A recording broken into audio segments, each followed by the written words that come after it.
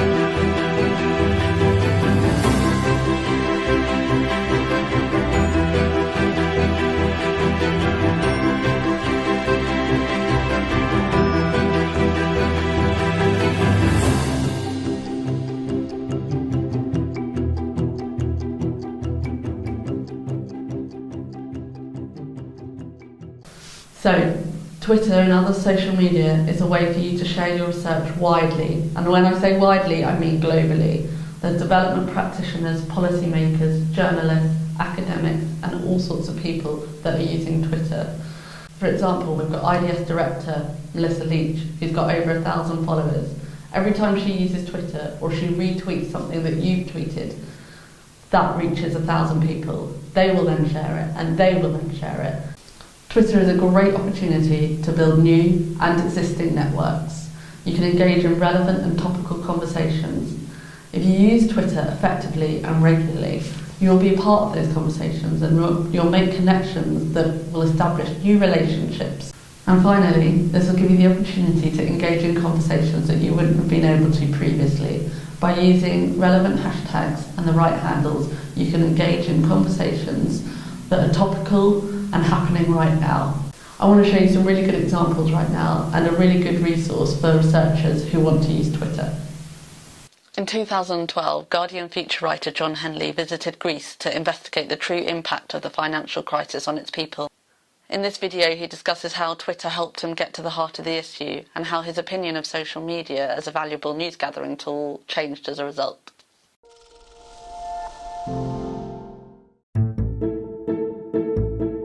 What we wanted to do was to go to Greece and try and find some of the stories really behind the headlines. There was a feeling that maybe there was something more there beyond just tales of absolute abject misery and suffering, that maybe people might be starting to kind of fight back. We started looking for it really by crowdsourcing. My first tweet said, "I will be in Athens looking for stories of hardship and self-help, and can you help?" It really took off very, very quickly. I remember turning on the phone and just scrolling through literally hundreds of tweets, by the time I got off the plane. I left London with about 400 Twitter followers within 3 days. I had 800, and by the end of the week I was into sort of 1,100. People sent me the most extraordinary stories. I think they saw it as a real chance to change the picture that was being painted of their country. I've seen community food aid projects. I've met doctors, dentists and pharmacists volunteering at medical centres for people who can't keep up their health insurance. I've been to a community web radio station. And there's even a theatre in Thessaloniki that's selling tickets not for money but for food that it will then distribute to the hungry. It really is like sort of putting your fingers into a socket in the wall, and you just kind of feel it flowing through you, and you really have to, you have to give back.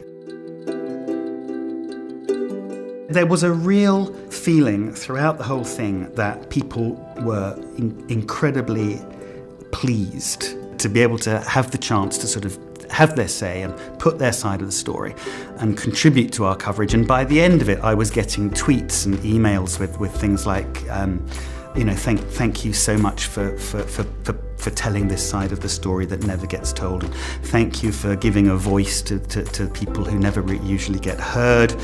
Thank you for making me feel proud to be Greek again, was one of them. Not everybody is on social media, and you can't hope to meet everybody on social media. You might not be able to meet the person themselves who you really want to get hold to, but you're probably going to be able to meet somebody who knows them.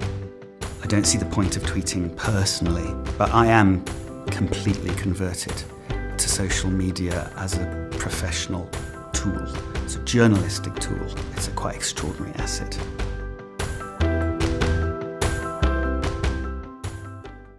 Boniface Mwangi, who is an activist and a photographer in Kenya, asked his 240,000 Twitter followers to contribute to a letter to the president. It actually went beyond Twitter as followers shared it with offline users. It asked, "Can you contribute to this letter? How can Uhuru improve security?" and said that they would deliver the letter to the president, which they did. The London School of Economics has a brilliant resource for academics who want to start a Twitter account. I'd really recommend it for any academic who wants to start tweeting. Okay, so what should you actually put in your tweet? A tweet has 140 characters, and I know that sounds really short, but it's actually a really effective way to get your message out really, really clearly. Within your tweet, you need to include a hashtag or a handle. Firstly, what is a hashtag? I know that I found it really confusing when I first started using it. A hashtag is a way to follow a conversation. For example, I have a colleague that works on child poverty. She wrote a really interesting article on child poverty in her research. So I used the hashtag child poverty to share that, and it reached out to a variety of different audiences that were using the same hashtag that we hadn't come across before.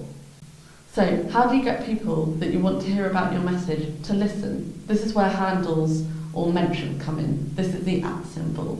So if you want to get people's attention, you find out what their Twitter handle is, and you put that in your tweet, and that will go straight to them, and it will flag up as a notification in their Twitter account. So they will see your tweet directly in their own inbox, and hopefully they'll share it with their audience. And if you direct it, for example, at IDS, which has over 40,000 Twitter followers, if they retweet that, that will reach to those followers. There are many different ways to use Twitter, you've probably already established that. But one way to get people's attention is to make sure that you've got some sticky content in your tweet. What is sticky content? It's basically using images or links or videos or a call to action that will get your tweet up there, it will get attention, and therefore people will be more likely to see it and to use it and to share it.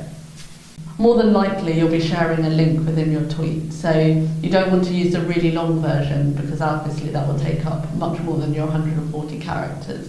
So there's different tools where you can shorten the link. For example, bit.ly or tinyURL. Retweeting is a common way to share something with your followers that you find interesting, and hopefully they will share it with their followers, and so on and so on and so on. Gathering followers is a way to increase your audience. If you follow organisations or individuals that you're interested in and share their work, they will hopefully start to follow you and share what you're saying as well. I know that this is a lot of information, but here are some tools that I use to help me manage it all and also to make the most of it. Firstly, TweetDeck. It's really, really good and it's free, and it's a platform where you can collate all of the conversations that you want to follow and all of the people and the organisations that you're interested in and that you want to build up connections with. Storify is an excellent tool. It's the easiest way to find, collate and share different types of mediums, but in one long story. I used it at an event called the Research Uptake Symposium and Training Exchange. We had the hashtag ResUpMeetup, and it was used widely, and I was able to pull in the key conversations and the key discussions and frame my story around that, and it was really widely shared. Storify, and it had over 900 views. To conclude, I really hope you've enjoyed this presentation and that you're inspired to use Twitter.